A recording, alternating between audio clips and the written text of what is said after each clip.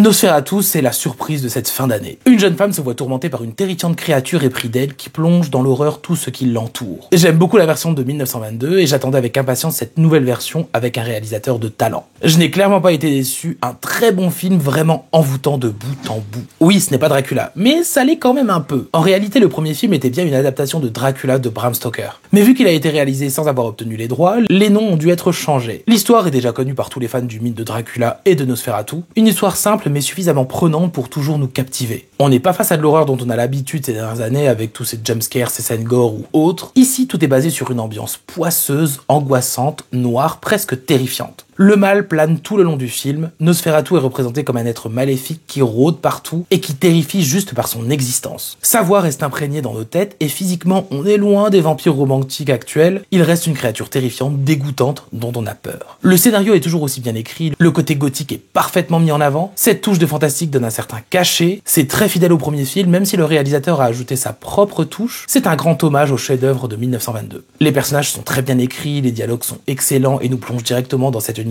noir et froid. La réalisation est exceptionnelle. Dès le début du film, on sent qu'on va être fasciné visuellement parlant. C'est spectaculaire, la photographie est excellente, il y a un réel hommage au vieux film, avec cet aspect froid, grisâtre, délavé ou même carrément en noir et blanc. Tous ces jeux entre lumière et ombre, cette mise en scène très artistique et iconique, tout ce qui est décor et costumes sont très immersifs et remplis de détails, le casting est très convaincant, voire même surprenant.